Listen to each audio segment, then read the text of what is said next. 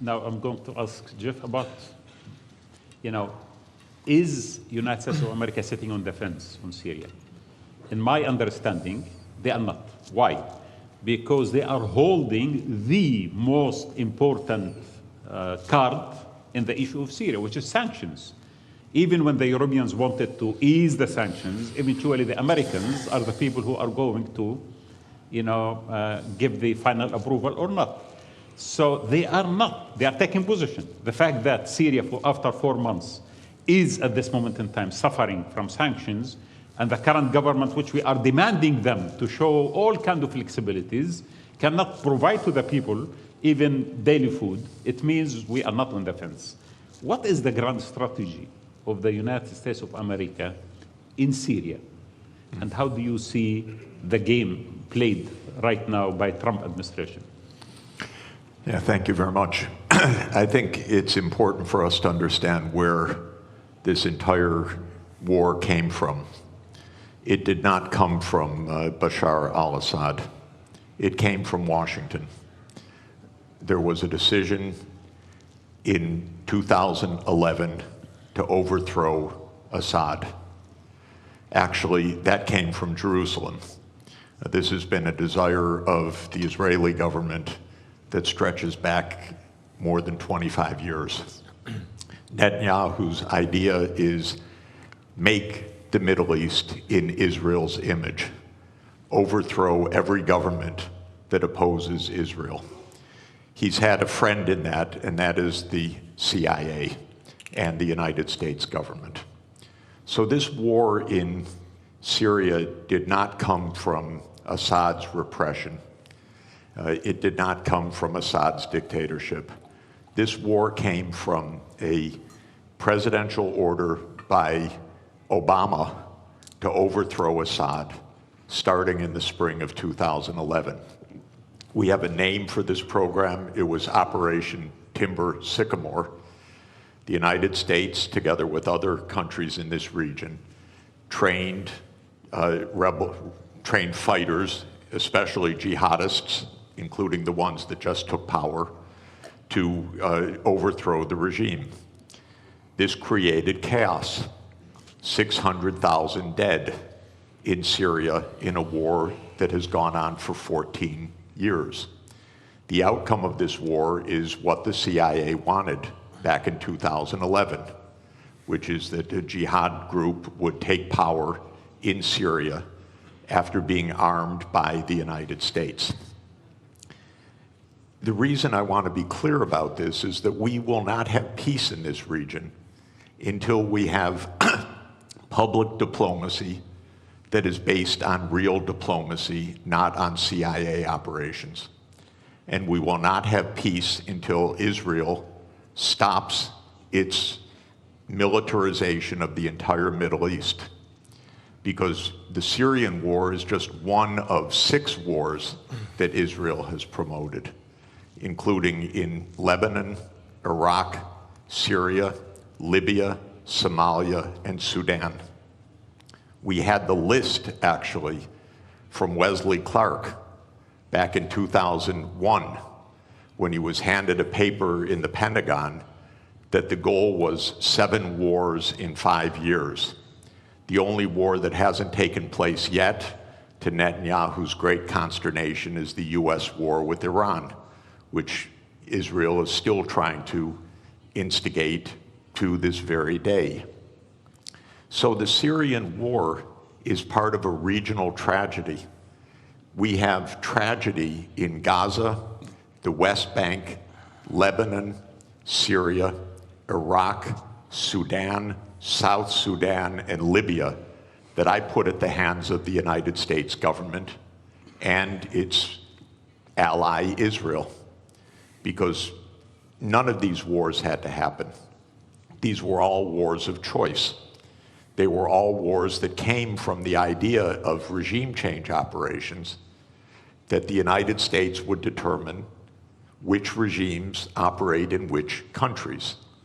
We'll never have peace in this region if outside imperial powers like the United States are dictating the terms to this region. The only way to have peace in this region is if This region is determining its own future, not outside powers. And Israel could never do these wars on its own. These are American wars. America provides the financing, it provides the military backup, it provides the naval support, it provides the intelligence operations, it provides the munitions. Israel couldn't fight for one day without the United States backing. Israel could not be committing a genocide in Gaza without the United States' full operational complicity. I don't mean political complicity, I mean direct, daily operational complicity. This has to end. This region has been divided for 100 years, first by the British Empire and then by the American Empire. And this is going on until today. We have a genocide going on right next door. Till today, till this morning. People being wantonly killed, brazenly killed, because the United States is providing the means for this. So this is what's happening in Syria. Is the US on the fence? Hardly. It's the major actor. I know, by the way, I know firsthand that in 2012, UN Secretary General Ban Ki-moon appointed former Secretary General Kofi Annan as special envoy to reach a peace in Syria. I loved Kofi Annan. I love Ban Ki-moon. I worked for both of them. Kofi Annan arranged a peace in 2012. He arranged a peace in Syria. You know why it didn't happen? Because all the parties agreed to peace except one. Literally one. That was the United States of America. The United States of America said there will be no peace unless Bashar al-Assad goes the first day. The other parties said, no, you can't just determine that. Maybe there'll be a process, maybe there'll be elections agreed, maybe there'll be a 2-year process, a 3-year process. The United States said, no, Assad must go the first day of any agreement or we block it. And so Kofi Annan stepped down from his position after having negotiated a peace arrangement, and we have had 500,000 people dead since then. We should not allow this kind of criminality to be normal. This region has been at war nonstop for 30 years. Actually, I would say for at least 57 years since the Six-Day War, because there has been no honest accounting of international law, no honest diplomacy. It's been militarization all the way through. And we could have peace immediately in this region. All that is required, in my view, is the United States change its veto of Palestine as the 194th UN member state, because on that basis, all the region would normalize relations and the wars all across this region would stop. But Israel has had control over US policy, and it says no. It wants greater Israel. It wants Israel in Syria. It wants Israel in Lebanon. It wants Israel in the West Bank. It wants Israel in East Jerusalem. It wants Israel in Gaza. And until that stops, we're not going to have peace. So is the US on the fence? Of course not. It's the major protagonist of this whole war and has been for the last 14 years.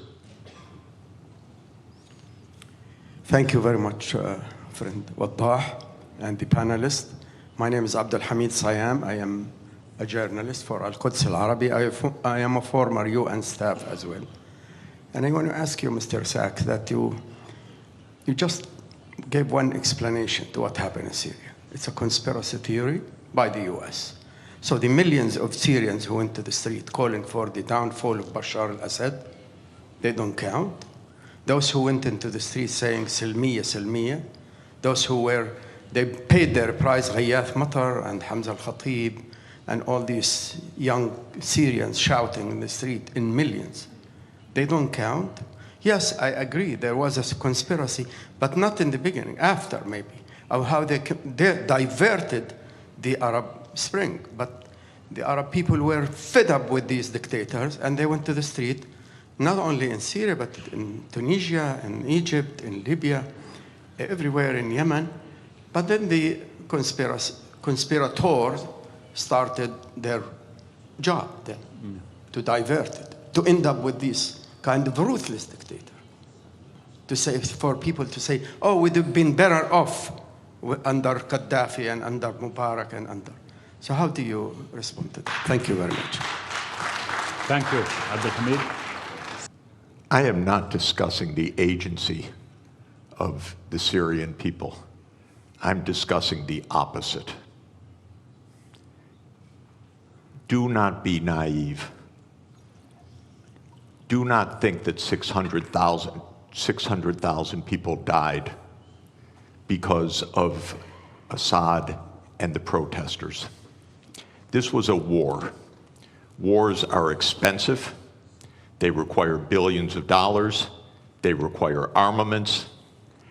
And I'm not talking about a conspiracy theory. I'm talking about a conspiracy. And you should know. Everybody go look up Operation Timber Sycamore. Understand what happened in your region. And if you think that calling in the CIA is going to do the bidding of agency in this region, you are sadly mistaken. This region has been manipulated by Britain, France, and the United States for 100 years since the Versailles Treaty. It will not have safety or peace until the United States is out of this region through manipulation and war. You all say, well, it's Israel doing this. It's the same thing I'm talking about. It's the same reason for Operation Timber Sycamore. It's not an independent fact. It's the reason why this happened. I'm the last to denigrate agency. I'm telling you exactly the opposite. If you think your big friend, the United States, is going to do your bidding and help you get your way, empires divide to rule. They are not doing the bidding of Turkey or Syria or Lebanon or anybody else in this region. And if this is, yes, you want to balance Persia or Iran, you call in the United States to do that, and you think this is going to work out well? It's not going to work out well. This region has three major powers: the Arab world, the Turkish world, and the Persian world. It's been more than 1,000 years this way. I said to Iranian diplomats that Iran has been 5,000 years. I was corrected, 7,000 years. It's a long story.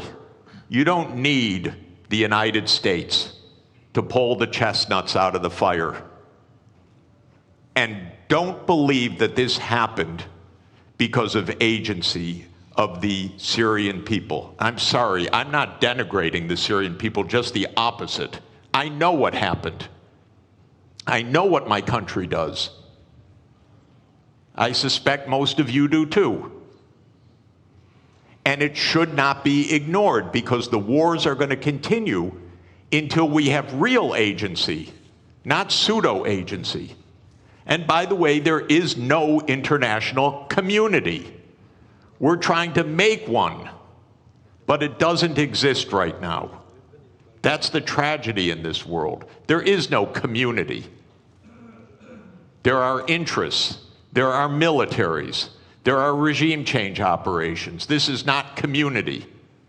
We need real community. And by the way, I give every day my volunteer time to the UN for 25 years because I believe in it. It's my life commitment. So I believe in community.